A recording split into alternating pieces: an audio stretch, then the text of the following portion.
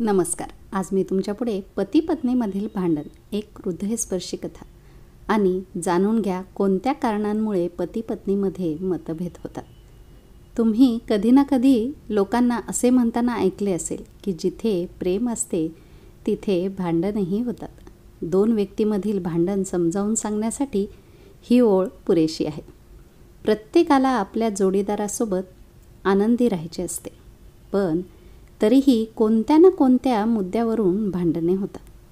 तथापि काही गोष्टी लक्षात ठेवल्यास, खरं तर काही गोष्टी टाळल्या तर भांडण टाळू शकतो. चला जाणून घेऊया नात्यात भांडण कशामुळे होते. एका कुटुंबात पती पत्नी म्हणजेच राज आणि सईमध्ये मोठे भांडण झाले. प्रत्येक पती पत्नीमध्ये होणाऱ्या किरकोळ भांडणापेक्षा हे भांडण अधिक गंभीर होते. कारण या भांडणात एकमेकांवर टीका करताना गोष्टी इतक्या बिघडल्या की राज आणि सई एकमेकांशी घटस्फोट मागण्यापर्यंत बोलू लागले. बाकी सर्व घरातील मंडळी खूप अस्वस्थ झाले आणि दोघांनाही कसे तरी समजावून हे भांडण संपवायचे होते. जेव्हा त्यांचे सर्व प्रयत्न निष्फळ झाले तेव्हा त्यांनी पती पत्नी जोडप्याला कुटुंबातील सर्वात वयस्कर सदस्य म्हणजेच आजोबांकडे नेले. राज आणि सई दोघेही आजोबांच्या खोलीत गेल्यावर आजोबांनी दोघांनाही बसायला सांगितले आणि मग त्यांची समस्या काय आहे ते सांगण्यास सांगितले. सई आणि राज दोघेही एकत्र बोलले आणि एकमेकांवर टीकास्त्र सोडले. सई राजमध्ये जितक्या उणिवा काढत होती त्यापेक्षा राज सईमध्ये जास्त उणिवा काढत होता आणि हे काही मिनिटे चालूच राहिले. आजोबांनी सुद्धा दोघांना थांबवले नाही आणि त्यांचा राग एकमेकांवर काढू दिला.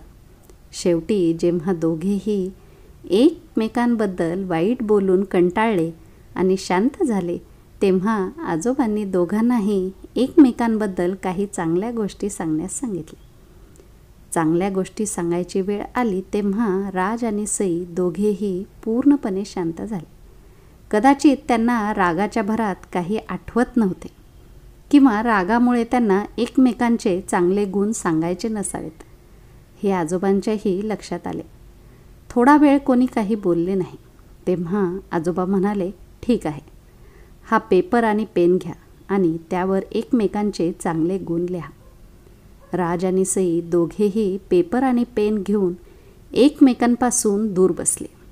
काही वेळ दोघांनीही काही लिहिले नाही.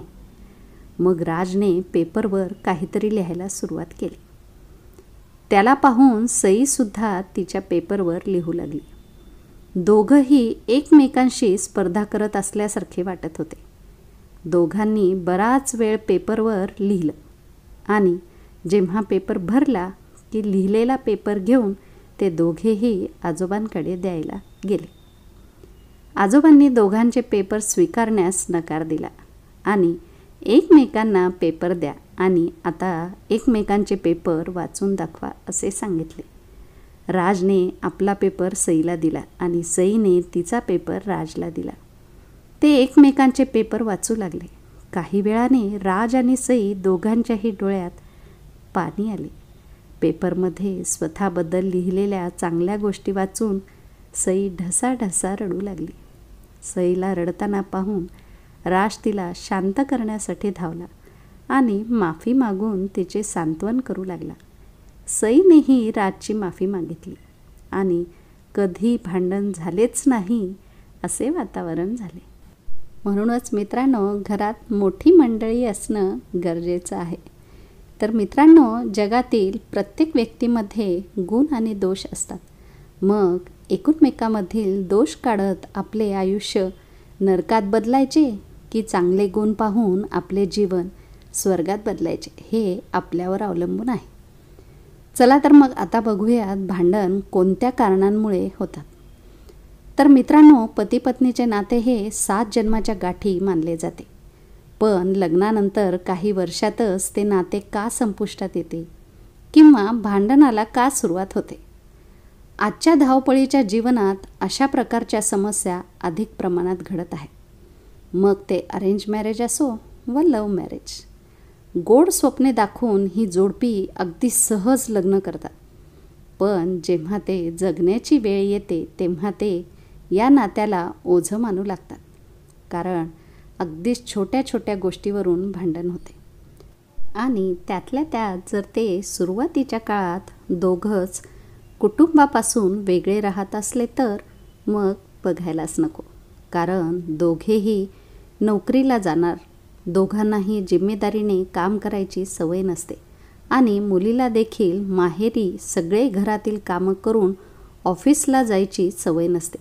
त्यामुळेच दोघांनीही एकमेकाला समजूनच घेतले पाहिजे. तर मित्रांनो, अशाच काही अतिशय मनोरंजक परंतु गुंतागुंतीच्या प्रश्नावर एक नजर टाकूयात.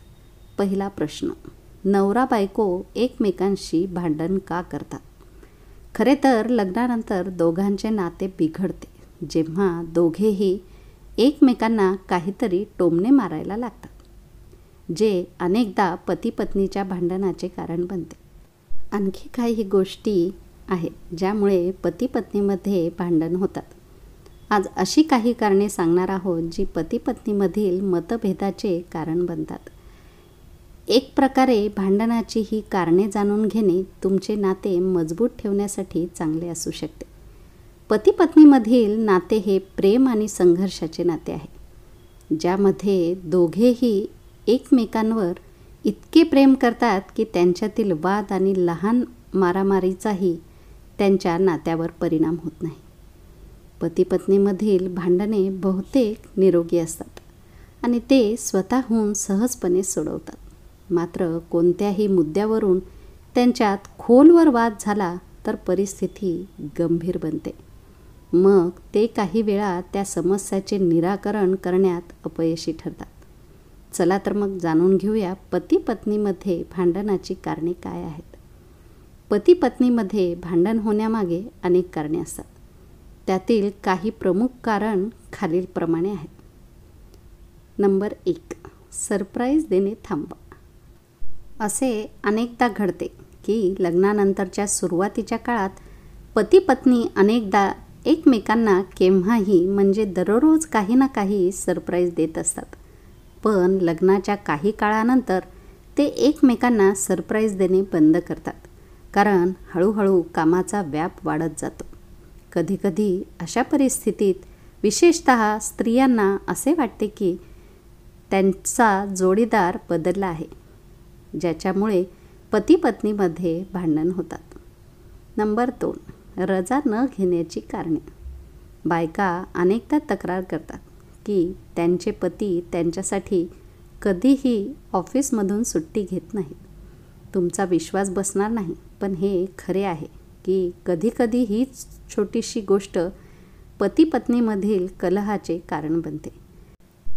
काही वेळा तुम्ही एकमेकांसाठी खास वेळ वाचवून एकमेकांना सरप्राईज करण्याचा प्रयत्न केलात तर बरेच आहे, नाही का?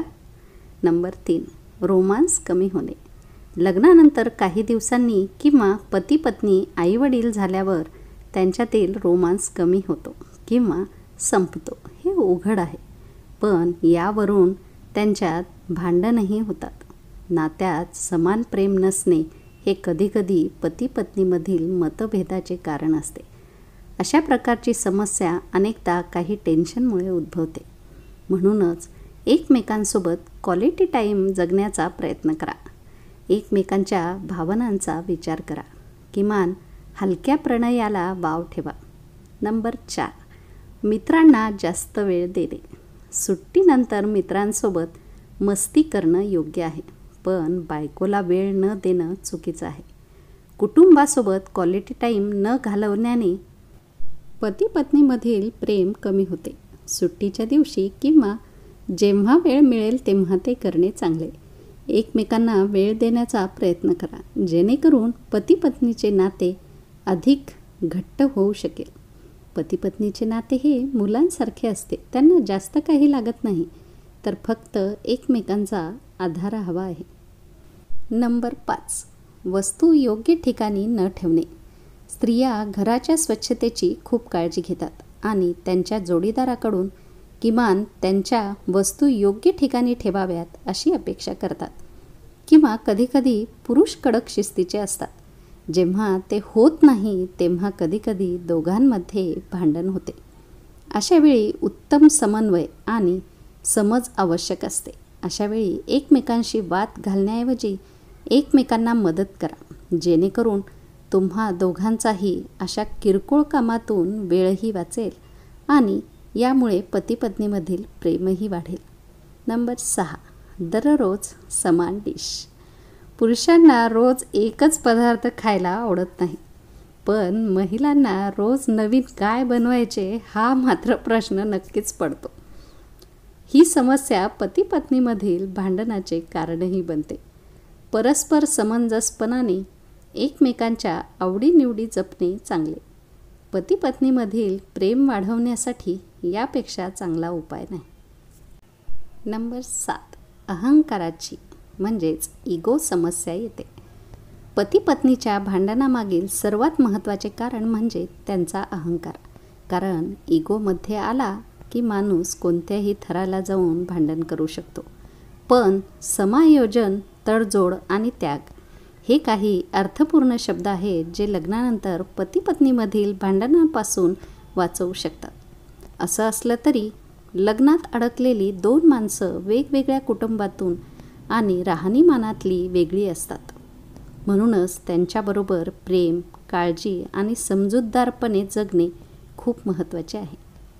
त्यामुळे दोघांनीही आपापले अहंकार विसरून एकमेकांना सोबत घेण्याची वृत्ती जोपासली पाहिजे.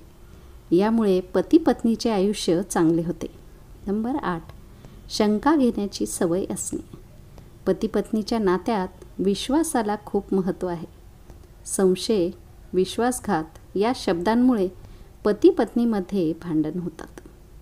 काम करणे, इतरांशी मैत्री करणे हे एकमेकांमध्ये संशयाचे बीज पेरतात. प्रत्येक गोष्टीसाठी आपल्या जोडीदारांवर संशय घेणे मूर्खपणाचे आहे आणि हे पती-पत्नीमधील तणावाचे कारण बनते. अशा घरांमध्ये पती-पत्नीमध्ये रोज भांडणं होत असतात. असे आढळून आले आहे की बहुतेक विवाह या मूर्खपणामुळे घटस्फोटाच्या मार्गावर पोहोचतात. नंबर 9, शारीरिक जवळीक नसणे.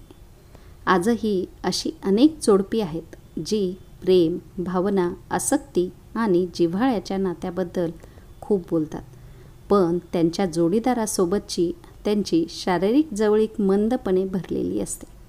ते एकतर या विषयावर एकमेकांशी बोलण्यास कचरतात किंवा त्यांच्यामध्ये असे कोणतेही स्वारस्य उरलेले नाही. परिणामी त्यांच्या इच्छा अतृप्त राहतात. तुम्हाला हे जाणून विचित्र वाटेल की जोडप्यांमध्ये भांडण होण्याचे बहुतेक कारण म्हणजे शारीरिक समाधानाची कमतरता, जे नंतर राग, वाद, चिडचिड इत्यादी स्वरूपात प्रदर्शित होते. पुढे पती-पत्नीमध्ये मतभेद निर्माण होतात. त्याचे परिणाम जीवघेणे असतात. आजच्या जगाच्या व्यस्त जीवनाने जोडप्यांच्या शारीरिक मागण्यांना वेगळा आकार दिला आहे.